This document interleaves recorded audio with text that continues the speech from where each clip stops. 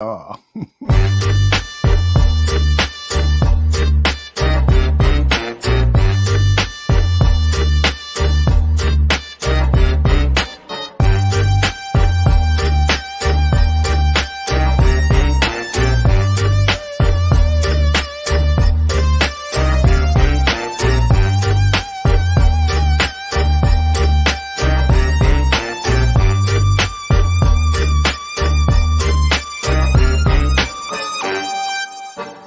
Some may find the following disturbing. Discretion is advised.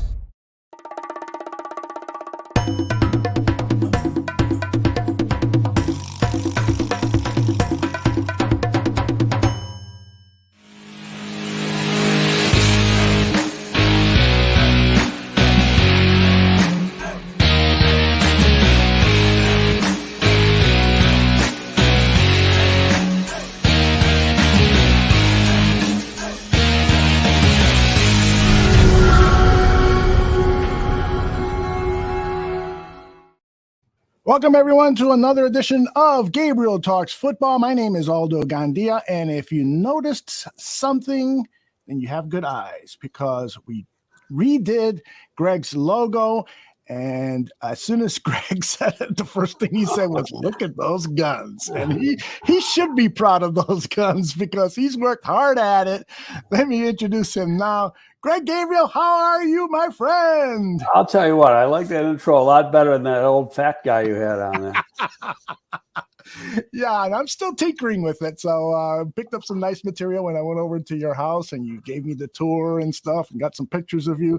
But I like the way this logo turned out, right? Look at those guns is what I said when I was working on it. Not bad for 71. Man, my wife says to me, "How come your arms aren't like that?" And I told her, you told me you like my soft biceps. She goes, I have to rethink that now, but it's a great image, and I am so happy to have been working on that with you. So how are you? You told me you did hurt your shoulder working out, huh? Yeah, I just strained it. Actually, I think I did it sleeping because I got up and it was sore. Mm-hmm. And then I go to the gym and it was a, upper body day. And the first thing I go to do is bench, and I just got 135 on, and I did like 4 or 5 reps, but it hurt like hell. Mm-hmm. So I just said, wait a minute, I'm not going to make this worse. So I stopped doing that. I can do flies, mm-hmm. but I wasn't going to do any lifting. So I haven't been back to the gym since Friday. I've just done cardio. I'll tell you what, we had those 2 hot days. I go outside for a bike ride. That nearly killed me. Yeah. It's dangerous. I'll tell you, I was sweating. Holy cow. Yes. Take care of yourself. Don't press yourself too much. I'm glad you're getting some rest and let that shoulder heal before you go back out there. What are you pressing nowadays when everything is working fine? Well, I don't know what my max is. I go up, depending on the day, I go up to 255 times 5 reps. Wow, holy cow. So I can do more than that, but it's like, why? Mm-hmm. It's. Yeah, right. Why? I mean, I just want to get a good workout in. We have evidence that you don't need to do it anymore. Look at those guns. Very impressive. All right, let's get to the topic at hand. Today, we're going to take a look at the skill players, wide receivers, running backs, and tight ends, and get Greg's opinion on these players, and maybe, who knows, maybe he might share a nugget or two about a player that we should keep an eye on. One of these guys that is not very familiar to many of us Chicago Bears fans. Greg, you want to start with any particular group? Want to go wide receivers first? Whatever you want to do. You're the producer, director, and all that other stuff. And asshole. That's headed for you. All right, let's start with the wide receivers. It's a big group of guys: Isaiah Coulter, Chris Finke, Velus Jones Jr., Darnell Mooney, David Moore, Daz Newsome, Dante Pettis, David Moore. Did I put David Moore on there twice? I did. Byron Pringle, Kevin Shaw, Tajay Sharp, Equinemius St. Brown, and Nasimba Webster. I'll tell you one thing. They wanted competition at camp. You got competition. The question is what is the quality of the competition overall? What do you think about these wide receivers? Well, first of all, let's look at the number. And you're always going to go into camp with 12, 13 wide receivers. Mm-hmm. They do more work. Those and the DBs. You got to have a lot of DBs. You got to have a lot of wide receivers because they do more work than anybody else, more running. And they're, regardless of what the practice plan is as far as hitting, etc., you're still going to do 1-on-1s and 7-on-7s, things of that sort. So you got to have a lot of receivers to get through a good practice so the quarterbacks can get enough throws in. And you can't just do it with 5-6 receivers. Now, going into the season, I'm figuring they keep 6. I think there's 4 that are locks. That's Darnell Mooney, Velus Jones, Byron Pringle, Equanimous St. Brown. To me, and I know both Coach Flus and Getsy have talked about EQ, a little bit on the side. I think he could be the surprise guy. And granted, I'm throwing a dart at the wall here. And I'll say why. Getsy has been around this guy his entire career. And Green Bay had a pretty deep receiving core. I liked St. Brown coming out. The one issue I thought he had is that, he played real good his second last year at Notre Dame. He kind of leveled off his final year. And I think part of it was he knew he was leaving, coming out early, trying to protect himself. And, I think that might have been a bit of entitlement there. The way he was brought up, his dad was a former Mr. Universe and has spoiled the heck out of these kids. And so sometimes these kids think they're probably a little bit better than they are. Mm-hmm. So he ends up going later in the draft than he thought he was. I think talent-wise, he was probably a third-round pick, but he went later than that for the reasons I stated. He just didn't play as good in that final year at Notre Dame. But the talent is there. I mean, he's a guy 6'5". He's probably close to 220. He runs a sub 4.5. He can jump out of the building. Runs. I think his route running since he's been at Green Bay has really improved. I saw some practice tapes of him up in Green Bay, running routes, and I was like, wow, this is a big improvement. And then you go back and compare it to what he was doing at Notre Dame. Now I'll say this about it, and I've said it a couple times on the show. You look at his brother, Amon-Ra St. Brown, who was a rookie at Detroit last year, had 90 receptions. I think was their leading wide receiver, might have been their leading overall receiver. Equanimous is more talent than that Amon-Ra St. Brown. He's bigger, he's faster, he's stronger. But I think he doesn't have that drive that his brother had, or at least didn't. But I'm looking for, last year was Amon-Ra's first year in the league. I'm looking for a little, what's the word I want? Fire, competitive. Brotherly competition here. Yeah. My younger bro did pretty good in Detroit. I got to do just as good in, with the Bears. So, right. And being that he has been singled out by 2 different coaches more than once, I think he could be surprised. Now, you look at his contract and you say, why are you even thinking about it? Well, you only pay a guy what you have to pay him. Mm-hmm. Why overpay him? So they got him. They got him at a minimum because that's what he deserved based on his production. Mm-hmm. But I think that he is, Getsy, having been with this guy, know exactly what he is. Mm-hmm. Seen him in practice every day. Very deep receiving core in Green Bay. He had to wait for his chance, and he wasn't going to get his chance there. Now, had he known that their number one guy was going to be gone, maybe he doesn't leave. Yeah, but right. That happens after the fact. He wanted a new start, and he's going to a place where really he's going to run a very similar system. Terminology is going to be the same. Maybe exactly how they do things will be different, but the terminology is the same. And right off the bat, that makes things simple. I mean, he's ready to go. He's probably he is more advanced in the system than any other receiver they have.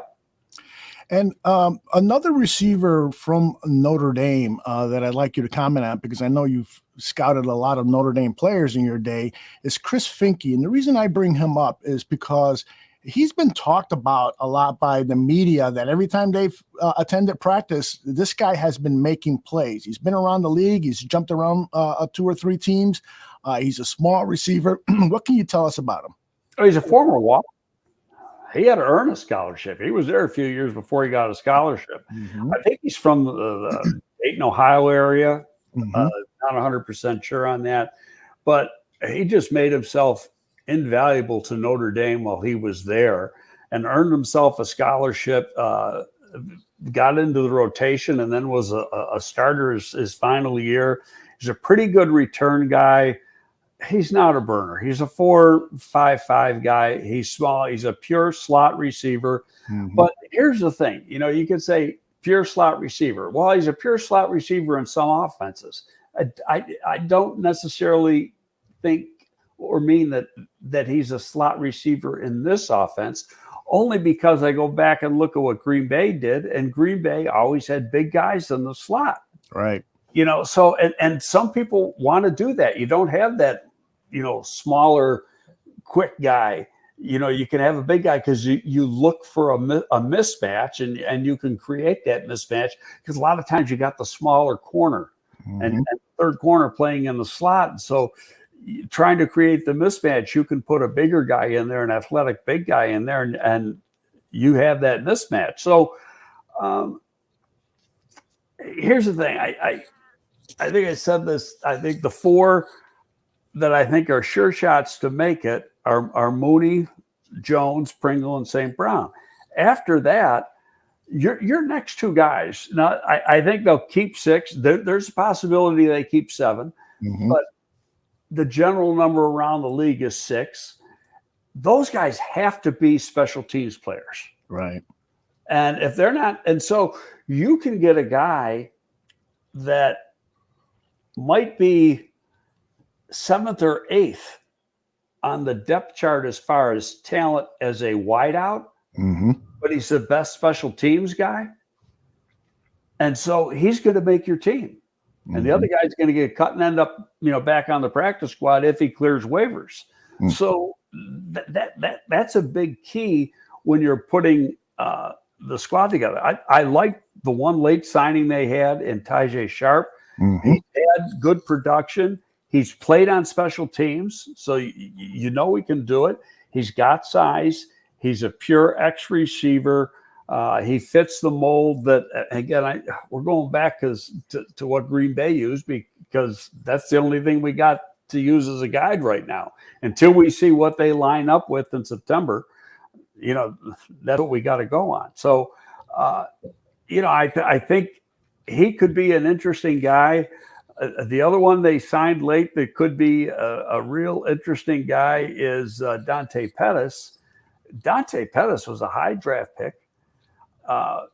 Great player, great returner, 9 return touchdowns in college. Wow. And can run like a deer. Hadn't played worth a damn since he's been in the league. He played pretty good as a rookie. And then since then, he hasn't done anything. He's been with a couple other teams. The talent is there. There's questions on, does he really love football? How tough is he? That type of thing. You go back, and I've gone back and looked at a lot of tape of him when he was at the University of Washington, and you would never question his toughness looking at that tape. So I don't know what the issue is. He can play teams in that he can be a return guy. I have no idea whether he can cover kicks. And if he can't cover kicks, he isn't going to make the team. You won't. Excuse me. He might be around on the practice squad, because that's where you're, like I said, your number 5 and 6 guys are going to be guys that can cover kicks. 7 and 8 are going to be on the practice squad, and they could be more talented as receivers. And if somebody gets hurt, they get brought up. You've seen a lot of Stephon Diggs when he was with the Vikings. I'm sure a lot of his college tape, and with now the Buffalo Bills. Danger T asks, do you think Darnell Mooney can be a Stephon Diggs type player? Can he be a number one wide receiver? Well, he's a number one right now. I think reality is he's a two, and he's a real good two. Mm-hmm. He's not an X, he's a Z, and the Z means he's remember the old terminology, split-ended flanker? Mm-hmm. Okay, he's a flanker. He's the guy off the ball. Yeah. And he can play on the slot. You know, it remains to be seen how these guys are going to use him. We'll find that out in another couple months. I think he's a hell of a talent. Diggs is bigger. Diggs is close to 200 pounds. He's 6 feet tall, where Mooney is 5'10", and he might be. They list him at 175. He might be $180 now. He doesn't have the frame to get a lot bigger than that, but he's pretty strong. He's gone 2 years now without getting hurt, and he takes some pretty good hits. So the durability is there. There have been smaller guys. I'll tell you the guy that he would remind me more of than Diggs, and I'm going back a little bit, and you're going to like the name, is Marvin Harrison. Yeah, I love that name. Okay, similar size, similar speed. Interesting. And talent. I think Mooney's a hell of a talent. I really do. Yeah, what a steal. Yeah. Yeah. No part of that was COVID. You had no workouts. So and he ran 4.35 at the combine, or 4.36 at the combine. And you go back and you look at his Tulane tape. Now, Tulane sucked, but he didn't. He was pretty damn good. And he had a lot of deep balls when he was at Tulane, ran away from people. But I think you looked at his size. I think at the combine, he was a 170, 172, something like that. And then coming from Tulane, and you say, well, what's he going to do in our league? And then you didn't have the opportunity to go in and work him out and spend time with him. And so he slips. And really, that's been the last 2 drafts, not just his draft. Mm-hmm.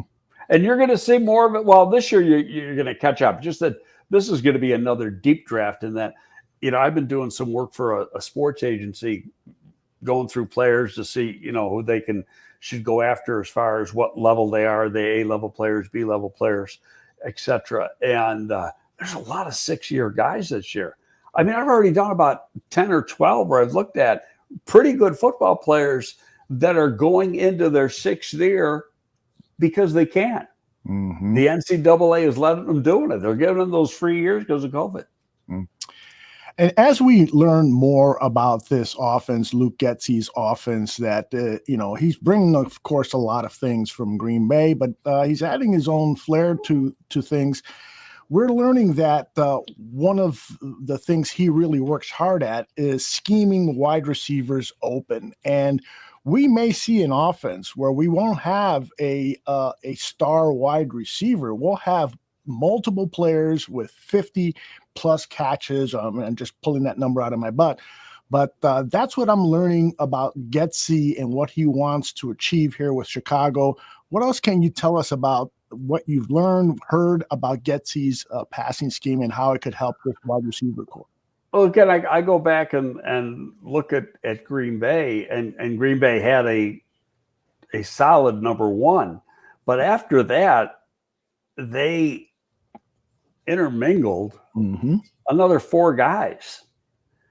Some got more play time than others, but, and I think they tried to create mismatches depending on who the opponent was. The kid from Iowa State, he's developed into their number 2, but it was really not till last year that he became a solid number 2.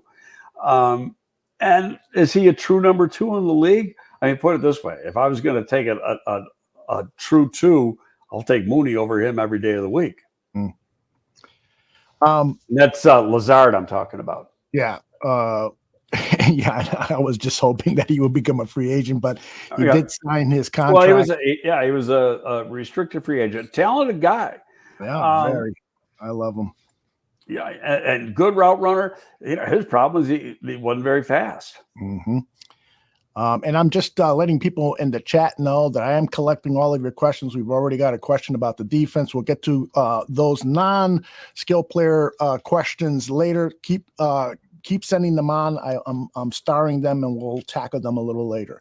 Anything else regarding this wide receiver group that we should know? I'm one of the players here that I'm anxious to see when I head over to camp at Hallis Hall is Daz Newsome, the second-year player, who his college tape looked really impressive to me, and he could end up being a Darnell Mooney type player. Any thoughts on him?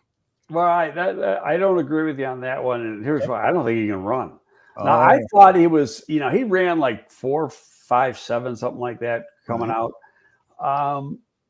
And they didn't have a combine his year, so they only had their pro day, so he had one chance to run. On tape, college tape, he looked faster than that, and he's got some return ability, catches the ball well. But then when you watched him last year, he looked slow. He didn't look 4.57; he looked 4.65. And now part of that is that if you're not really sure what you're doing, you just don't play fast. You may think you're running fast, but you're thinking so much that you just don't get those legs moving as quickly as you think they should be moving, and you end up playing.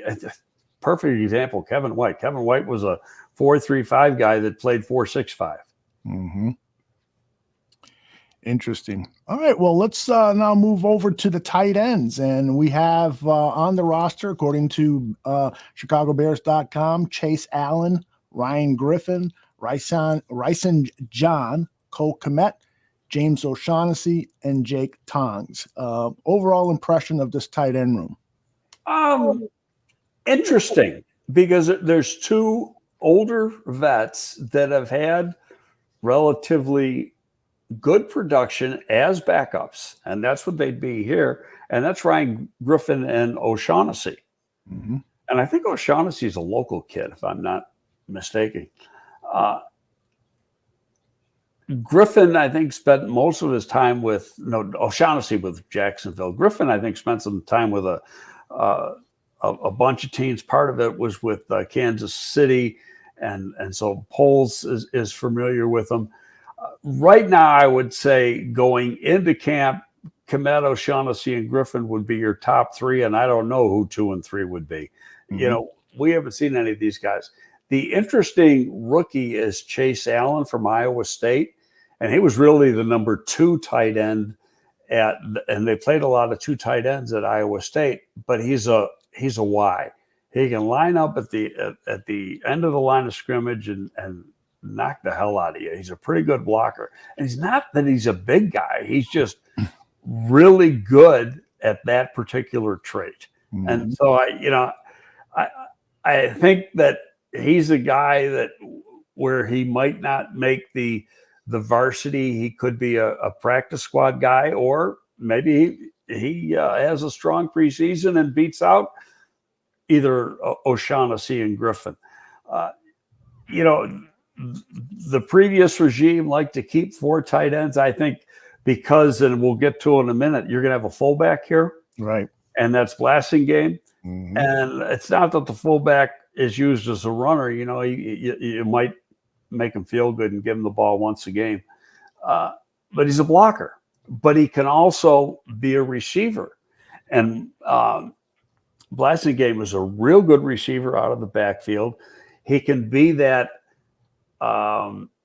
wing back, offset fullback, I fullback, lead blocker.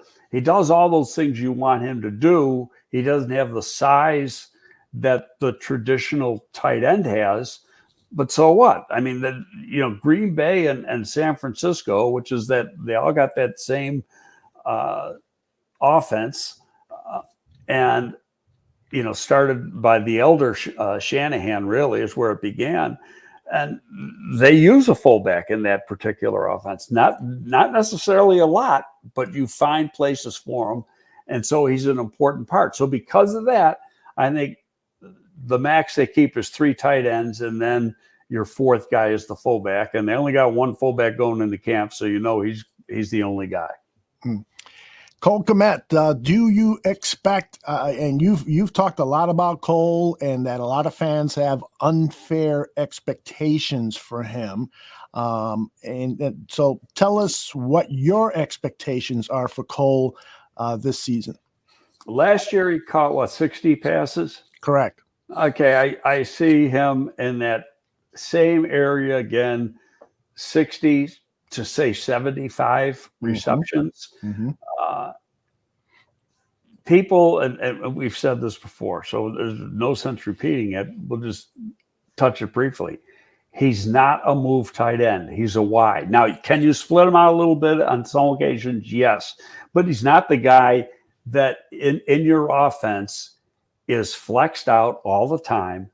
Mm-hmm. And as that move guy, he is a more blocker than he is, and he's real good at what he does. Mm-hmm. He's a big 265-pound guy that's athletic, catches the ball well.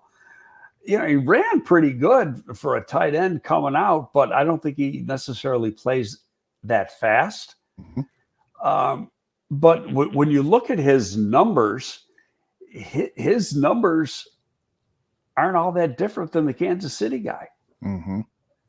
I think the difference in the 40 speed is a half a tenth, and Kmet actually did better in everything else. But he doesn't play like that on the field. He plays like a Y, and he's a damn good Y. And I think he's going to be a very important part of the offense, but not a 100 reception guy, but more, somewhere between 60 and 75. And that's a solid year. Yeah, I agree with Jordan here. Is that Kmet has been solid, but has been clouded in a bad offense. His rookie season, it was unbelievable how little lack of trust there was in him. And I understand the tight end position is perhaps the most difficult of all positions outside the quarterback, because you got to learn how to block on certain assignments. You got to learn the route tree and so forth. So it's a complicated position, but I don't think Matt Nagy did him any favors. Well, first of all, tight end is a misnomer.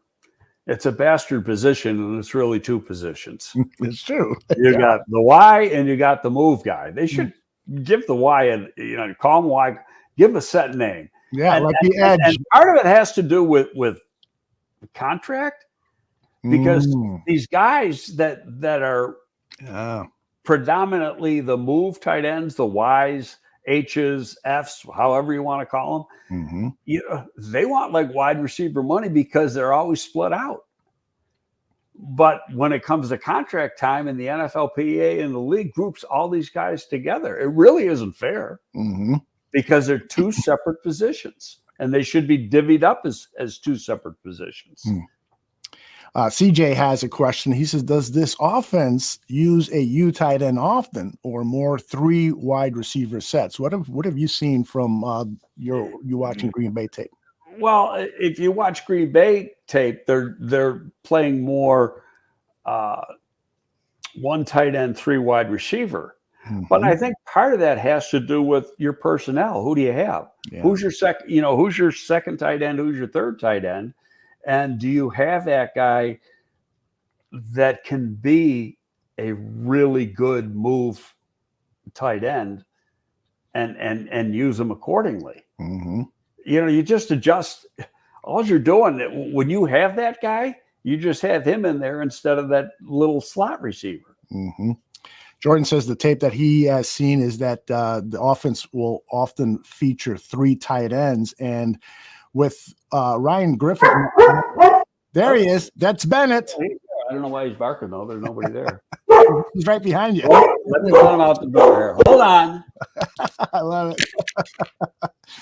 That is Bennett. I met him a couple of weeks ago. He is super friendly, although he looks like Greg, actually. Somebody who would kick your ass. Friendly looking guy who will kick your ass. And Greg can't hear me. But that was fantastic. Bennett is welcome on this show anytime he wants.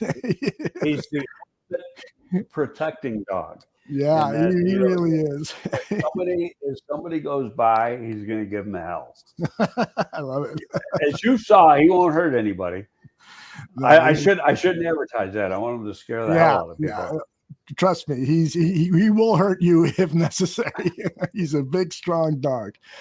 Where were we? We were talking about the 3 tight ends, and this team. I was saying that Ryan Griffin, when he was asked, the new tight end on the squad, when he was asked to describe the offense, the very first thing he said is, "We're going to run the ball." And so 3 tight end formations, you're going to see quite a few of that, I would imagine, if they're going to be running the ball, 50% or more. Well, you're going to see at least 2, and you're going to see the Y and then the FUH move, however you want to call them. Let's give him a term for our. Let's call him the U, and then okay, he could be used as a wing. Mm-hmm. Okay, and he could be on right off, the ass of the wide tight end, or he could be on the other side. But it doesn't really matter. But he's got to be a blocker first, and then he's a receiver second. Mm-hmm. And one more point about Kmet. I just had a chat comment up about Kmet that he's a serviceable tight end, and I think he's maybe hopefully a little bit more than that. But he's a lot better than that. Yeah, one of the things that I just hope to see is that there aren't any boneheaded plays from Kmet now that he's in his third season, or is it third season? Yeah, third season. He should be past that and know what the first down marker is. Make the simple catches. And, there's been a few times where he's just frustrated the hell out of fans. And that's why he gets this title of being serviceable. My good friend Dan Aguirre calls him a bust certain times. And as soon as he texts with me, Kmet is a bust, then Kmet has a 25-yard reception. So, you know what? Some of that stuff, I'm going to put some of that on coaching. Mm-hmm. Because that gets down to getting to the finer details in practice during the week. And you go over that stuff. Where is the first down marker? Mm-hmm. Okay, you got 3rd and 8. So you're running that short route at 9 or 10, not 6. Mm-hmm. And that's a practice thing. And that is on the coaches, not necessarily. The player gets blamed, but it's really on the coaches. Yeah. Yeah, I agree with you. And one of the things that has impressed me the most during the last few months is how well these coaches are being coached by the coordinators and the head coach. It seems like they have a great plan. And I haven't heard any interviews with position coaches yet. I hope that we can have access to that during training camp. But the way the coordinators have talked about their plan and helping players get better is just very impressive to me. All right, let us move on now to the position of running backs and that fullback that we talked about. Oops, wrong graphic. Let's put this one up. Kerry Blasingame, Treston Ebner, the rookie, Darrington Evans, picked up from Tennessee, Khalil Herbert, his rookie season. He was quite impressive when he filled in for David Montgomery. And then a guy I don't know anything about, Demontre Tuggle. What do you think about this running back group? I like the group, and what I've seen of Evans has been pretty good. He's a good receiver, but and they signed him before they drafted Ebner, if I'm correct on that. Yes. But Ebner is really an interesting guy. Mm-hmm. To me, Ebner is a bigger version of Tariq Cohen.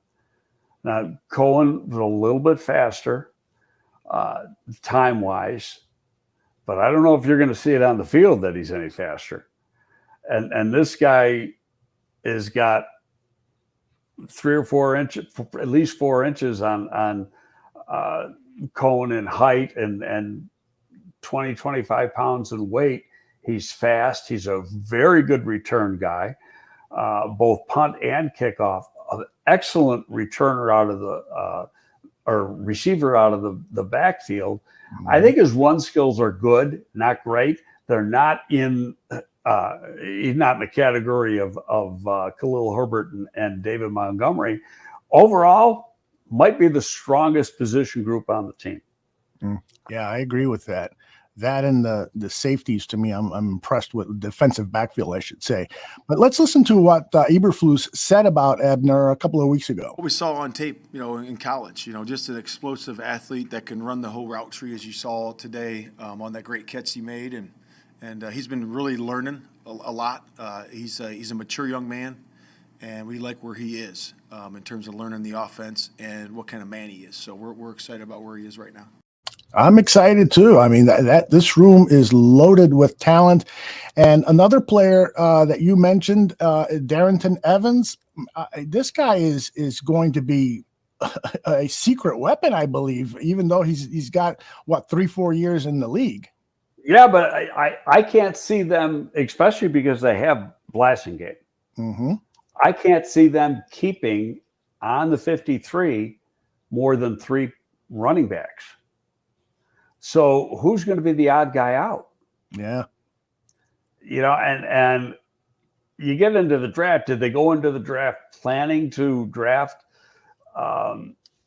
Ebner? Probably not. You have him lined up on the board, and then you say, wow, he's still there, and we got to take him. But as you can see here, he's good out of the backfield. He can run. He's got some size, but Ebner does the same thing on a rookie contract, and he's an explosive kickoff returner. I don't think he's as good a punt returner as he is a kickoff returner. But, I've said this before, too. They've drafted and signed guys that have return skills. Their return game is probably as deep or deeper than it's ever been since I've been around here, and I'm 21 years here now. And we had one of the best in the game and should be a Hall of Famer and our one guy. But this group, when you got Dante Pettis, you got Velus Jones, you got Ebner, you got several guys just that can return kicks. It's Daz Newsome, none of them are Devin. Mm-hmm, right. But that's for sure. Well, who knew Devin was going to be Devin when we drafted him? We wanted him to be good, but he turned out to be great. Mm-hmm. But, I think the depth of the return people on this roster is just awesome. That's as good as you got in the league. Mm-hmm. Yeah. I agree with CJ Williams is that Ebner is probably a prime candidate for the practice squad. And, every time you say that, people say, he'll be probably picked off by another team. Usually teams, there's so many quality running backs for teams. You can stash wide receivers and running backs pretty successfully. Wouldn't you say? I mean, every general manager falls in love with their skill players, with the exception of teams that are depleted by injury. Well, yeah, you're going to like your own guys better than what's across the street. Right. But at the same time, there's always guys that you wanted to draft that somebody took a couple slots before you're able to pick. And you're going to like, if this guy gets cut, I'm jumping on him. Mm-hmm. And you never know who those guys are. And what are the Bears, 6th, 7th, something like that in priority this year and on the waiver claim, at least for the first part of the season and during the preseason, that's a good tool for them. Mm-hmm. So, but I disagree with you that he's a practice squad guy. And one of the reasons first, his skill set, his return ability and his ability to catch out of the backfield. But second, he's been mentioned more than once in the offseason. And when you start mentioning these guys this early, they've already jumped out and caught the attention of the coaches. You liked them when you drafted them. You're right. But when you start mentioning their name publicly this early, they like them. Yeah. Okay, let's get to some questions here. I think we talked about this last show, but actually, let me save that question. Let's go here because you were just talking about Devin Hester and Mr. God, I forgot how to pronounce your name, Mr. Shorty, is it? Phonetically spell it for me. But anyway, his question is: was Devin drafted for his return ability, or was the plan to have him at corner? Return ability, and wherever he could line up. I mean, originally we lined him up. He was the number 5 corner, and he wasn't going to really see the field as a corner. And then I think we talked about this once. What happened was he only had a 10-man practice squad back then. And in fact, it might even been 8 men when we first drafted Devin. And because of that, guys like Devin, who was the 5th corner, he had to play wide receiver in practice on the scout team. Okay. And nobody could cover him. So after that, when you see what he could do in practice, then it was like, we're making this guy a receiver. So that decision was made at the end of the season to move him over to the other side of the ball and let him become a wide receiver. Do you think that he was handled correctly as a wide receiver? I mean, the team at a certain point in his career appeared to be depleted at wide receiver, and I think he went into one season as the number 1 wide receiver on the team. I think they put a little bit too much on him. Yeah, and he was never going to be more than a 3. And if you asked him to be more than a 3, you were asking too much. Yeah. Who was the safety we drafted after Devin? Was that Graham? Corey Graham was taken in the 6th round, and Corey was drafted to be a corner, and he played corner here. We wanted him to move to safety. He wouldn't do it. Really? And that's why he left in free agency. He left after 4 years, and he went to a Pro Bowl one year as a special teams cover guy, great special teams guy. And the coaching staff wanted him to move to safety, and he said, no, I'm a corner. Well, he goes to Baltimore, he ends up playing safety. And then he goes to Buffalo and he plays safety. And he was a damn good safety. All right. Well, let's tackle some more questions here. Ron asked, do you expect the Bears offense to have a slow start with all the new players? And that's typically what people think is, it's going to be a slow start because of new offense, new players, so many new things. But at the same time, like we mentioned earlier, I think a week ago, Greg, the opposing team doesn't have any film on Getsy's offense. Well, that's true. And then there's this. When you're in your off-season program and the first part of training camp, you're throwing the whole playbook at these guys. Okay, well, then it gets pared down, and then you get into the regular season, not in the preseason. You have a bare bones game plan in the regular or in the preseason, where it's we want to try to get the ball to certain people in certain situations, things like that, but no real. It's not like you're trying to beat people.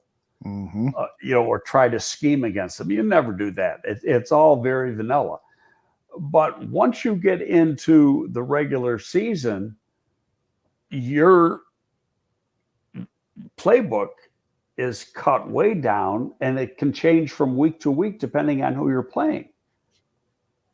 So there's going to be things you're going to use week 1 that you're not going to use week 2, and vice versa.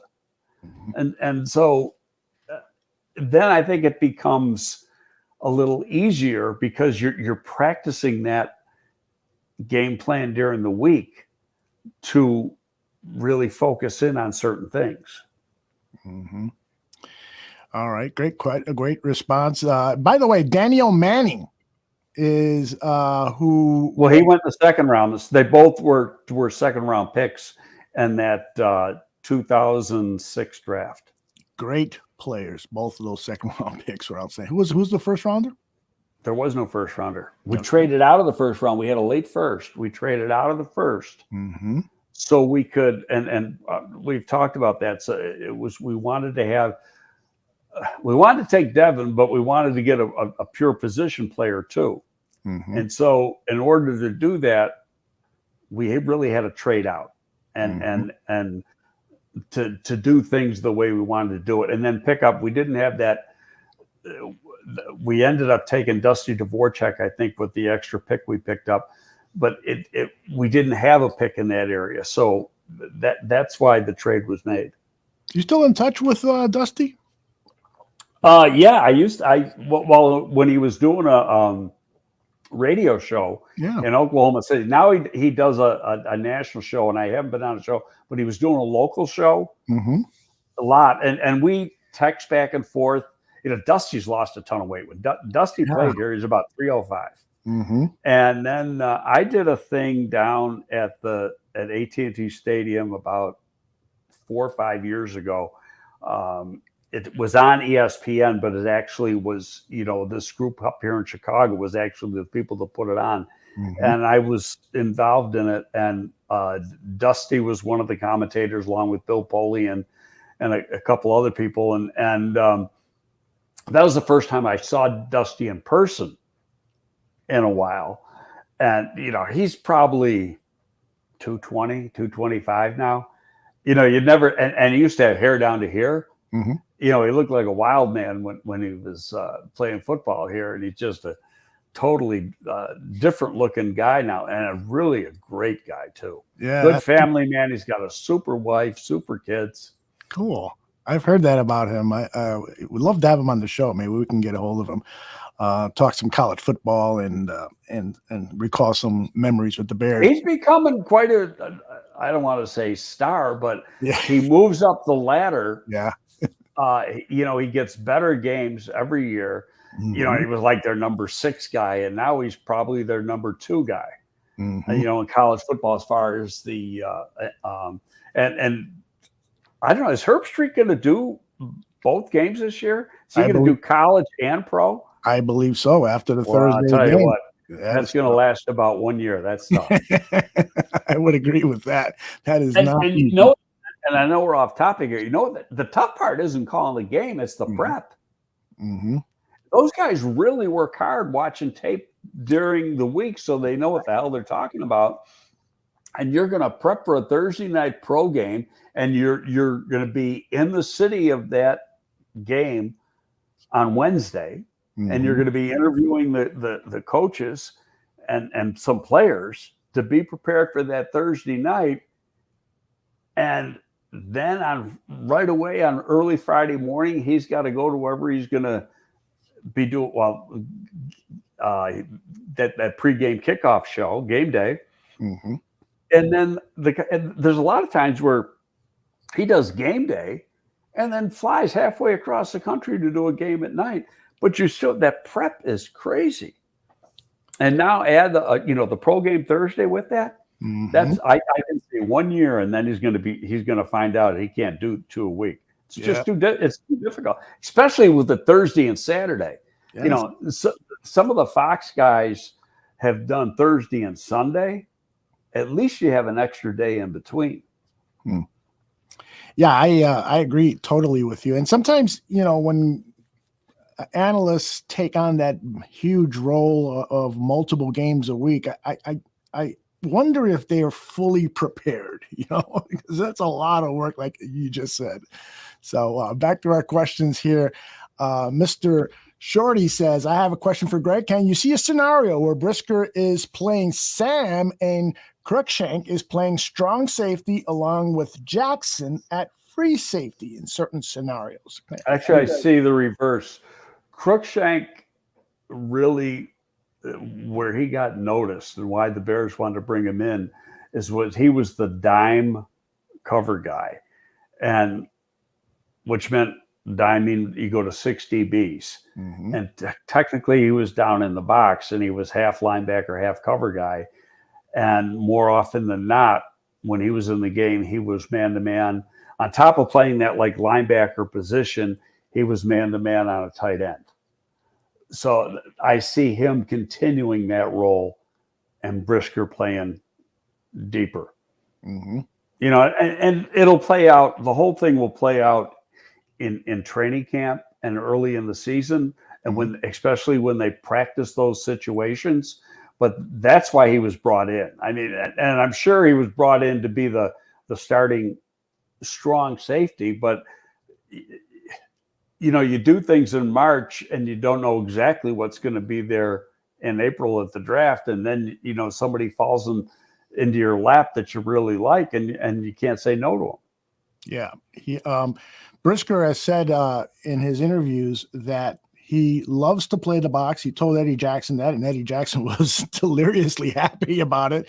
And but he says, and I think the tape bears this out, that he likes to drop back in coverage too. So he's that versatile player that NFL is looking for in safeties. Can play the box and play that deep cover.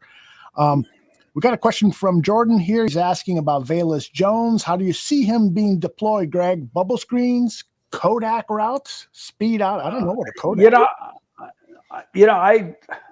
I think his guess is as good as mine. Is he going to be an outside guy? Is he going to be I think personally, for lack of a better term, he's going to be a gadget guy to start off. Mm-hmm. And which means he'll be doing some returns, might even carry the ball a little bit. And you know, that one guy in the media said he's small. Bullshit. The guy's put together. Yes, and probably some slot and maybe some outside. I think they're going to use him. And I don't think he's going to be the so-called 3. I think he's going to be 4, but used in special situations while he's getting up to speed. And then as he gets up to speed, it becomes more comfortable.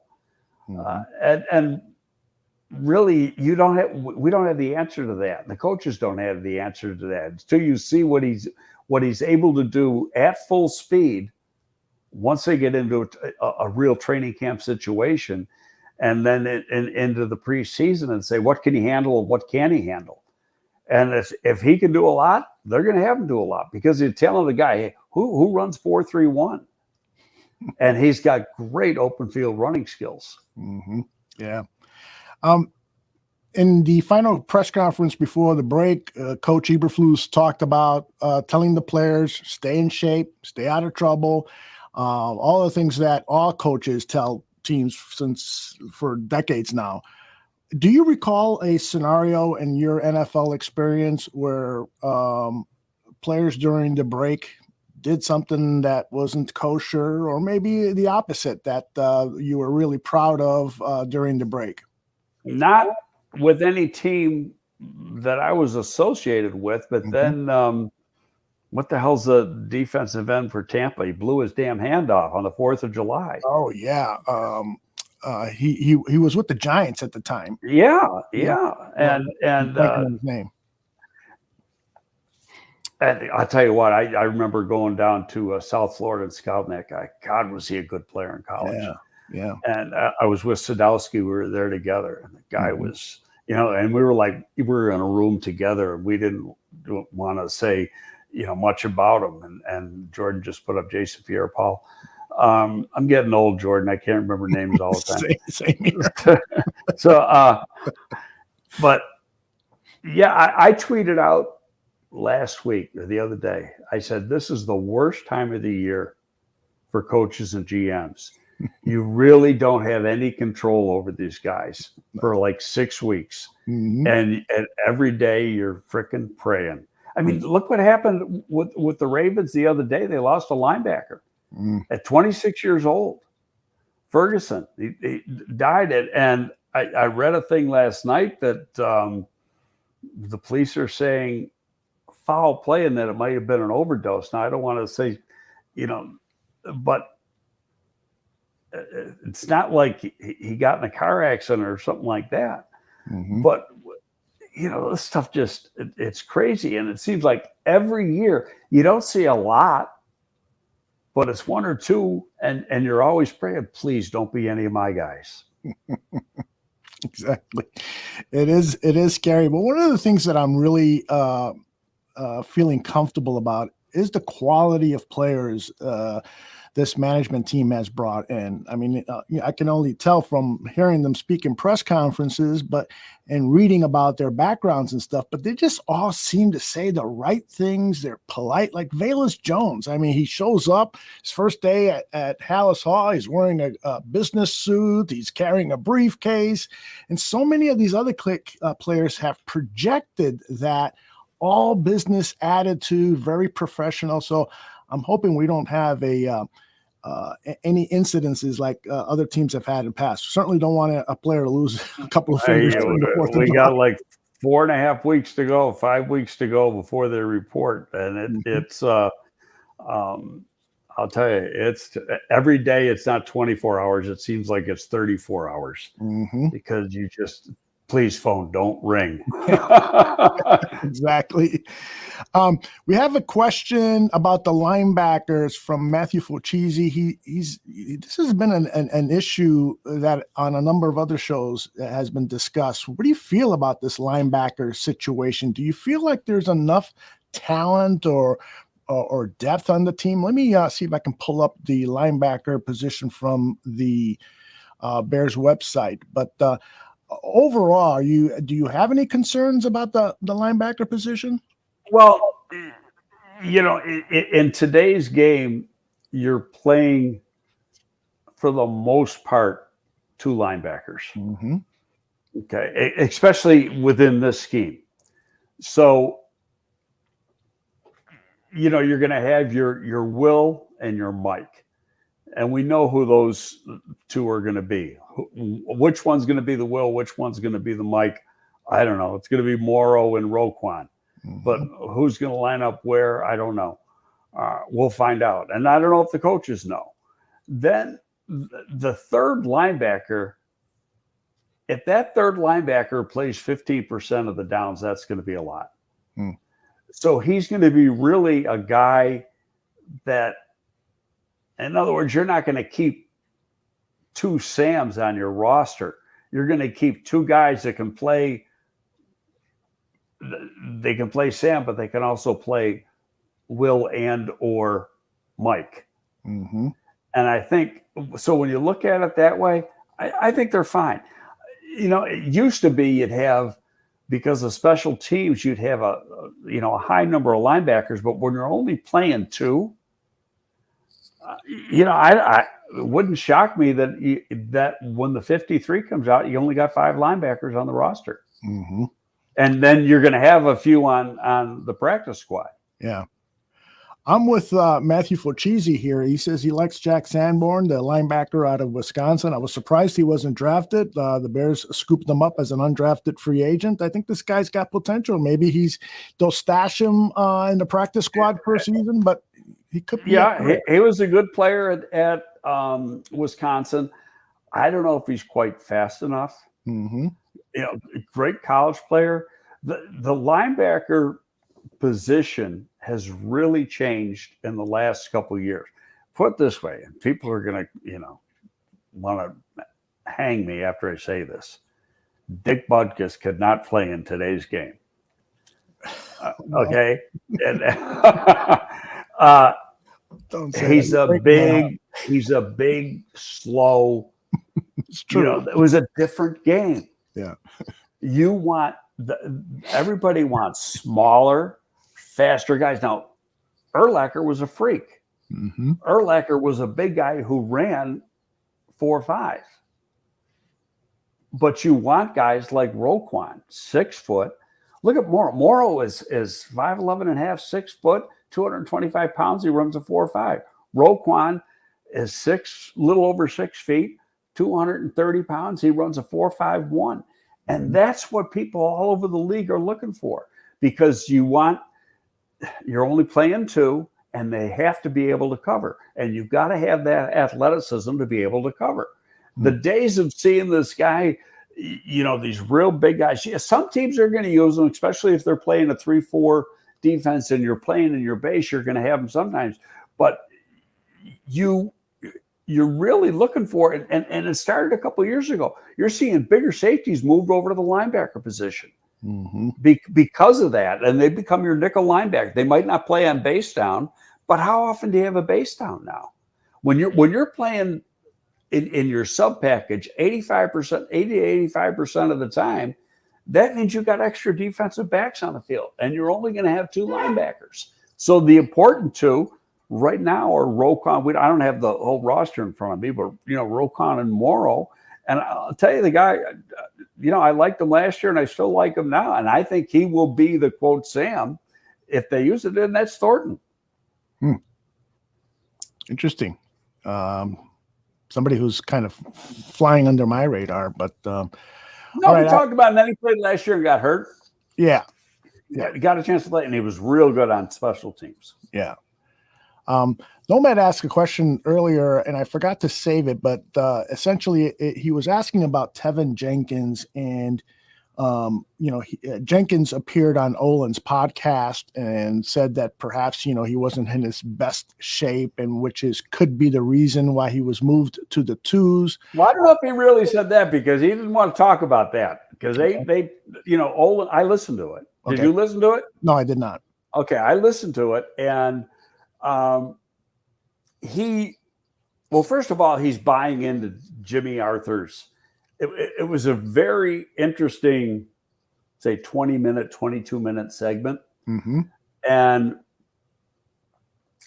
he talked about how, the speed of the game is different. And really, missing training camp really hurt him, because then he was thrown to the wolves without having any practice. Right. And when he was ready to play, he probably only had, for the rest of that season, 3 or 4 padded practices. Yet he had to line up and play. That's hard to do. He doesn't have that 6 weeks of training camp where he's getting ready.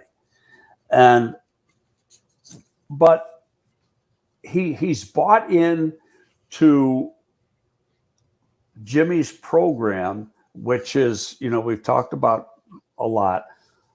It's percentage of body fat. It's not necessarily size. It's muscle mass, percentage of body fat. And he, a couple times in that podcast, mentioned that, like, when he first got to college, he was at 32% body fat, which was way too fat. Yeah. And, he'll be, I'm going to say right now, once they get to training camp in another month, 5 weeks, he's going to probably be in somewhere between 20 and 22%, which is going to be pretty good for an offensive lineman. And I would say he's going to probably be in that 315, 318 pound range. I think he was around 315 at his pro day a year ago, because they didn't have a combine. But then Juan Castillo wanted those guys bigger, and then they had him put weight back on. But he also mentioned that he didn't feel, when he got in to the game and started playing and saw the speed of the game, that he knew his upper body was strong enough. He didn't feel he was strong enough through the core. And that was an area that he said, I still got to improve on. And Olin asked him flat out, why do you think he got moved? He goes, or don't you want to talk about it? He goes, I'd rather not talk about it. And so, but just watching this thing, and they want to have the best 5, and they're doing exactly what Flu said they were going to do. He said, we're going to go 6 practices with one group, and we're going to make some switches, and then go 6 practices with another group. And that's exactly what they did. Okay, but where Tevin, with offensive linemen and with defensive linemen, you can run around all you want in shorts. It's not going to tell you who the hell is going to be a good football player. Okay, it's more assignment driven, who's picking up the things on assignments and things like that. But it's not telling you who's the best player. And that's a physical football player. And the best part about his game is his run blocking. He's a dominant run blocker. So it wouldn't shock me. Somebody asked me yesterday, he goes, it was on Twitter, and they had, I could see the offensive line being, left to right, Braxton Jones at left tackle, Cody Whitehair at left guard, Patrick at center, Borum at right guard, Tevin Jenkins at right tackle. And I said, I agree with you on the 5, except I think you're going to flip-flop Borum. They seem to like Borum at tackle.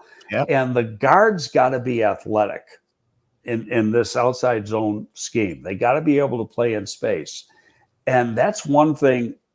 Tevin is actually more athletic than Borum is. And you look at his testing numbers, and his testing numbers are excellent. So it wouldn't shock me. I thought originally Tevin right tackle and then Borum right guard, but now I'm thinking, you know what? Wouldn't shock me if Tevin ends up being the right guard. And so what the hell's the difference? Yeah, and the right guard's got to play in space. He's got to go out and pull. He's got to get to the second level. And he's got that athleticism to do that, where I'm not sure Borum has that, to play the guard position. And they want to run the ball a lot. He might be the best run blocker they have when it's all said and done. But the coaches don't know that because they haven't seen it. They've seen it on tape when he was in college, but they haven't seen it for themselves in practice. Got a question here from Jordan. I'd love to hear your response to that. He says that he's a big fan of the University of Florida Tebow era Gators. Can you explain the thought process behind Major Wright? Why no Ahmad Black or Will Hill? I mean, when we drafted Major White? Yes. Yeah, I was involved in that. That was my last or second last draft. Will Hill was not in that draft. He was the following year. Okay. If I'm correct. Will Hill could not run. Will Hill was like a 4.7 guy or worse. Watching tape of Major Wright's final year was very frustrating. I might have mentioned this. I watched 17 games of Major Wright. I had to go back to his second last year, and I don't remember if he was a junior when he came out. That's why I say second last year versus senior junior year. With his final year, I think they had Will Hill and him playing inside as safety. Nobody was throwing the ball inside. You watch tape, game after game after game. There was no plays on the ball. So it's like you're watching the game, you get through with the game. What do you think? I don't know. He didn't make any plays, but he didn't have an opportunity to make any plays because everybody was throwing outside. They were so good down the middle. Everything was outside. So we had to go back to the previous year and watch, we watched his entire one season and then go back and watch 5 or 6 games from the previous year to really get a feel for all his cover skills. Mm-hmm. And he was, we didn't pick till the 3rd round. And and I don't have that draft. If you could pull up that draft, there was 3 safeties we liked. He was 3rd, and the other 2 went before him. And that was a 2009? 9 or 2. It was 9 or 10. Okay, let me look for it. Just the Bears. There was a kid from South Florida and a kid from Georgia Tech. And the kid from Georgia Tech went to Green Bay in the 2nd round. And the kid from South Florida, I also think went in the 2nd round. And then we got Major Wright in the 3rd round. Let me see. I'm calling up the 2009. And I think the guy's name from South Florida was Allen. Let me see here. I don't see Major Wright in 2009, so it has to be 2008. All right. No, we'd be 10 then. 10. Oh, yeah, that would make sense. Let's go next season, 2010. Let me put it up on the screen. We'll scroll down and it wasn't until the third round. Right. So see. I'm not seeing. Oh, there it is. Major Wright, number 75. Right. Okay. Now you're going to see either higher up in the 3rd round or both in the 2nd round, 2 safeties went. Yeah. One from Georgia Tech. Morgan Burnett from Georgia Tech, and then there was a kid named Allen from South Florida. Okay, Allen. No, it would have been in the second round, I think. Allen went, okay. and I think he went to Philly. Mm-hmm. If I'm correct, then going back 12 years. But those were the first. Major Wright was the third-rated guy we wanted. There he is, right there. Number 37. All right. Philly. Yeah. So that was the first guy we wanted. The kid from Georgia Tech was the second guy we wanted. Major Wright was the third guy we wanted. We got the third guy. And, let me. Now, and you're sitting there waiting because you're not picking until the third round, and that was because of the color trade that we don't have a pick until the third round. J2K asks, didn't one of those guys get into a car crash and it messed up their career? Do you recall that? Was it Taylor Mays, maybe? No, Taylor Mays was Florida State. No, Taylor Mays was that's another guy. Taylor Mays was USC. Taylor Mays, in my opinion, was a figment of the media's imagination. One of these guys that the draftniks and the media thought was great, and he really wasn't very good. And Jordan says he played center field for USC. Yeah, and he wasn't a very good player. I mean, he was a decent college player, but never was anywhere close to being as good as the hype he got. Mm-hmm. I remember looking at it and saying, this guy sucks. Here's an interesting question from Mr. Shorty. Why Cedric Benson over Aaron Rodgers when Thomas Jones was better at his position than Grossman? Well, that's an interesting question. Number one, we liked at that time, that was what year was that? 2005, right? Or 2006? 2005. Okay. I think, because Devin was 2006. So, yeah, it was 2005. So, Lovey's second draft. Mm-hmm. And Rex had played pretty good today. We drafted Rex in 2003. And so we weren't I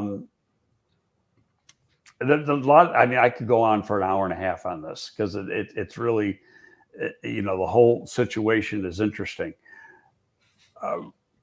Aaron Rodgers, we weren't going to take a quarterback, period.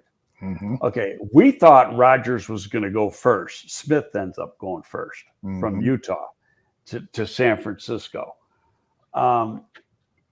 Nobody, and Aaron Rodgers is dropping and dropping and dropping.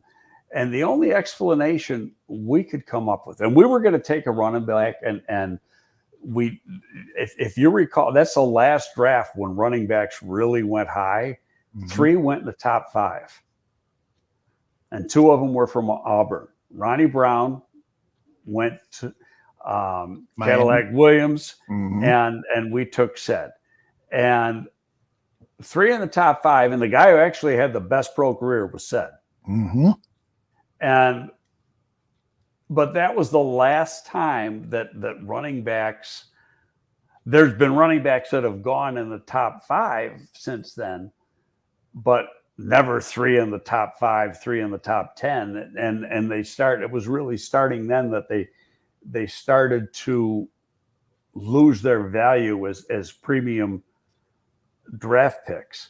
But Lovey wasn't sold on Thomas Jones. With the players, different story. Yeah. The players love Thomas Jones. Yeah. And, then they had Lovey was from Texas and Ced was from Texas. And that was his guy. And interesting. We did a lot of work. I'll tell you now, you look at tape of Ced Benson in Texas, and that was one SOB now. Oh, yeah. Very impressive. And Cadillac, I was never sold on Cadillac because he really didn't have much of a career, and I ended up being 100% right. Cadillac was 210, but he never should have weighed more than 185. he was a small, very small 210, and he played a very physical game, and you knew he was going to get beat up. And reality is he never even got out of his rookie year. Now, yeah, he played a little after that, but he did exactly what I thought was going to happen with him happen. He got beat up terribly. Ronnie Brown had a pretty damn good career. And the two of them, split time when they were at Auburn together. So neither one got beaten up that much because they were splitting time where, Ced was a real bell cow at Texas. But, again, that was the guy Lovey wanted. The veterans never accepted him.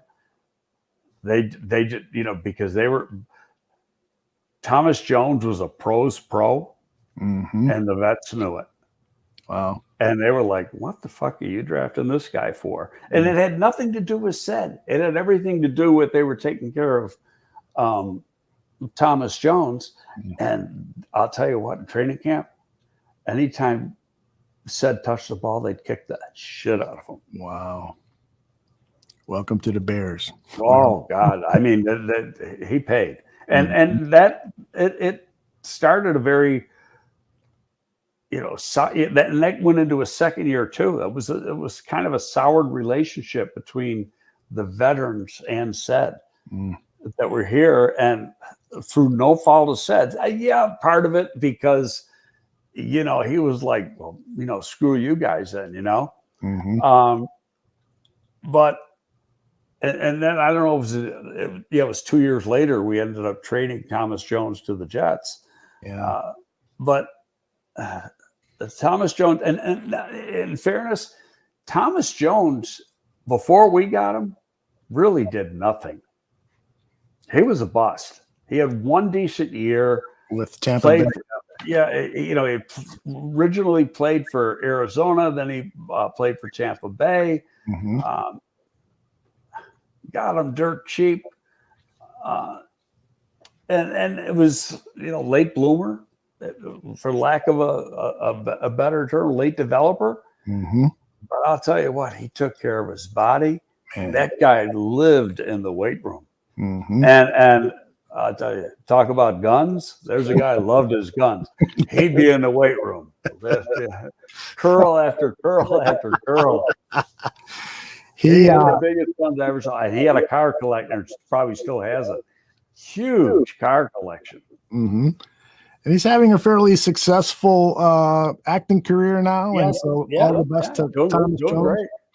And the late Cedric Benson passed away in August of 2019. It's in a terrible motorcycle accident. Yeah.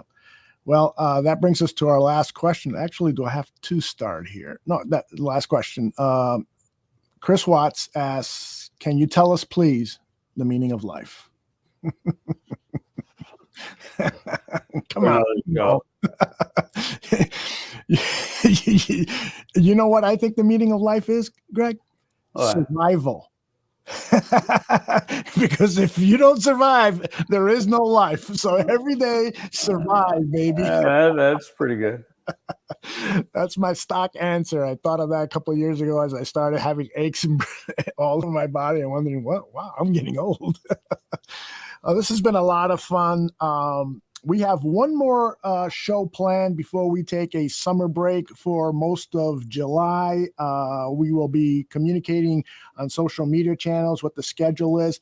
I think, Greg, if you want to do one, the last one next Thursday, let's pencil that in. And then if we want to. Okay, because I know Tuesday I got to do a deposition. So it was supposed to be yesterday and I got moved to Tuesday. So okay. Well, don't say anything more than that. We don't. Well, that's just that little side gig I got. There you go. People are probably wondering, what deposition? What's going on there? I'll tell you, it's a lot of fun. I can't say much, but it's a lot of fun. See, it's Jordan already with deposition. So you got everybody wondering now.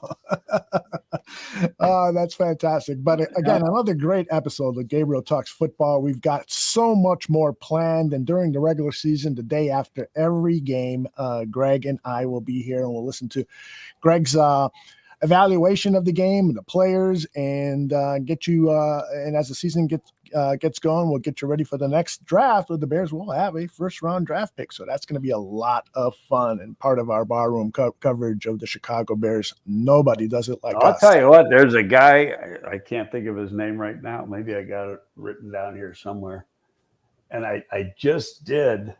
So I got it here. Yeah. There's a guy who probably going to come out,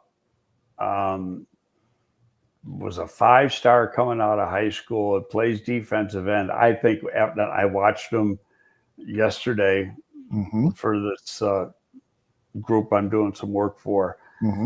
I think he's a 3 technique. He's like 275. I'm not going to mention his name yet because we'll see what but I'll tell you what, as soon as I started looking, like I was 4 plays in, I go, this guy's a 3.